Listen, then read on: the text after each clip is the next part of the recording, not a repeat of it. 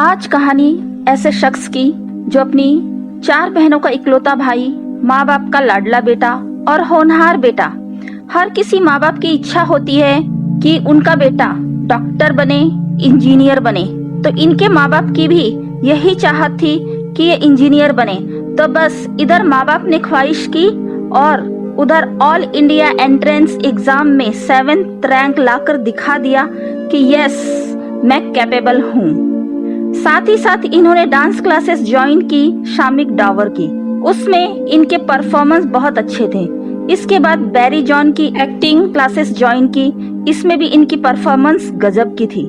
Just imagine, Patna से आया एक लड़का जिसके पास कोई बॉलीवुड जैक नहीं था, कोई कनेक्शंस नहीं थे।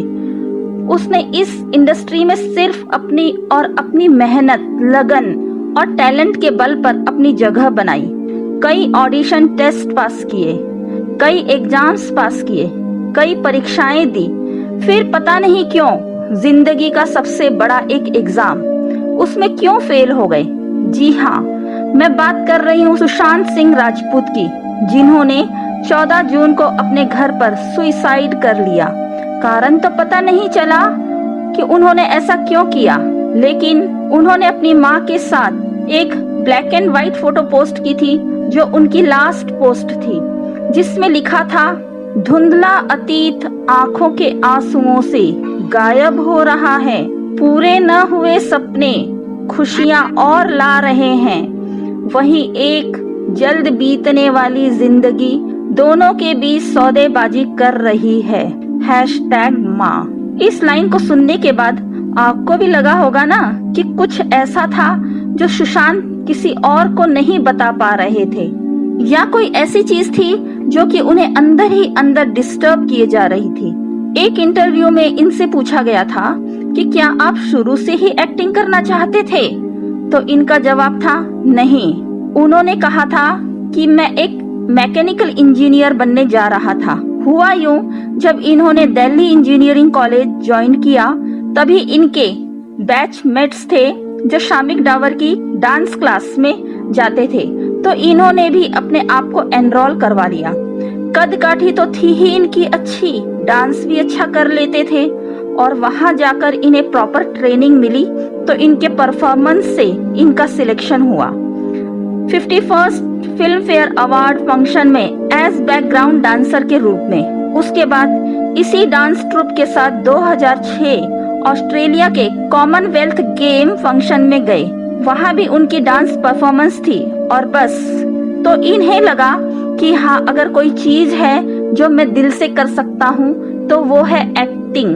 आप कल्पना भी नहीं कर सकते कि दिल्ली कॉलेज ऑफ इंजीनियरिंग की पढ़ाई करते करते 3 साल बाद इन्हें लगा कि नहीं, मेरी दुनिया तो लाइट्स, एक्शन एंड कैमरा है।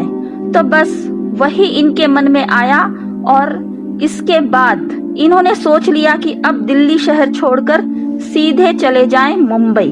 और मुंबई में आने के बाद इन्होंने नादिरा बब्बर का थिएटर ज्वाइन किया, और इन्हीं के एक थिएटर ग्रुप के प्ले के दौरान बालाजी टेलीफिल्म की कास्टिंग टीम ने इनकी परफॉर्मेंस देखी और इन्हें कास्ट कर लिया टीवी सीरियल किस देश में है मेरा दिल के लिए। और इस टीवी सीरियल के बाद जिस रोल ने इन्हें पहचान दी, वह था सीरियल पवित्र रिश्ता।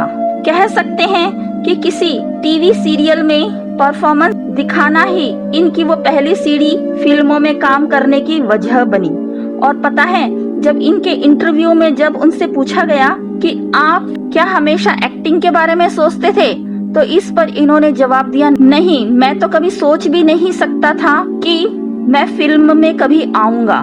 मेरे लिए तो एक्टर बनना ऐसा था जैसे मैं कोई इंडिया का पीएम बनने जा रहा हूँ। इस पर आगे सुशांत कहते हैं कि कोई जैक नहीं था मेरे पास, कोई पैसा नहीं था मेरे पास जो कि मैं फिल्म प्रोड्यूस कर सकूं।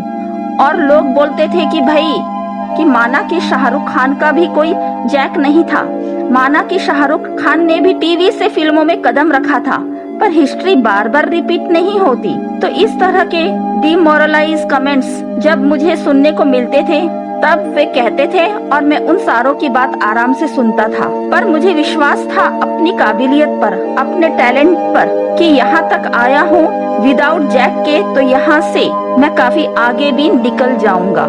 किसी कहानी के फिल्म की तरह लगती थी इनकी जिंदगी का सफर। सोचिए, जो लड़का निकला था अपने घर से इंजीनियरिंग करने के लिए, जो कि बचपन में शाहरुख खान की एक्टिंग करके अपनी क्लास की लड़कियों को इम्प्रेस करता था, और जब इसके क्लास के लड़के बोला करते थे कि तू एक्टिंग क्यों नहीं करता, इस पर इन्हें लगता था कि एक्टिंग और मैं मतलब नेक्स्ट टू इम्पॉसिबल था इनके दिमाग में। इनके फिल्मी सफर की बात की जाए तो इनकी सबसे पहली बड़ी फिल्म थी चेतन भगत के नॉवेल पर आधारित काय पोछे। इसके बाद शुद्ध देशी रोमांस व्योमकेश बख्शी, और यहाँ पर अगर मैं MS धोनी अनटोल्ड स्टोरी के बारे में बात न करूँ तो मुझे लगता है वो नाइंसाफी होगी। इस फिल्म को करने के लिए अक्षय कुमार बहुत ही ज्यादा इंटरेस्टेड थे, लेकिन इस फिल्म के डायरेक्टर नीरज पांडे को लगा कि नहीं, अगर कोई MS धोनी की बायोपिक में काम करेगा तो वो होगा सुशांत सिंह राजपूत। और पता है, ये सुबह 6 बजे ग्राउंड पर पहुंच जाते थे और 4 घंटे तक रेगुलर प्रैक्टिस करते थे। और फॉर्मर क्रिकेटर किरण मोरे इन्हें ट्रेनिंग दिया करते थे बैटिंग की और साथ ही साथ विकेट कीपिंग की। और MS धोनी का ट्रेडमार्क हेलीकॉप्टर शॉट्स था, उसके लिए तो बाकायदा एक बॉलिंग मशीन सेटअप की गई थी जो एक रेगुलर स्पॉट पर थी, और 200 से 300 बार उसी पर्टिकुलर शॉट की प्रैक्टिस करवाई जाती थी पूरे 1 हफ्ते तक। और सिलसिला तब तक चला जब तक कि हेलीकॉप्टर शॉट सुशांत सिंह ने नेचुरली नहीं सीख लिया।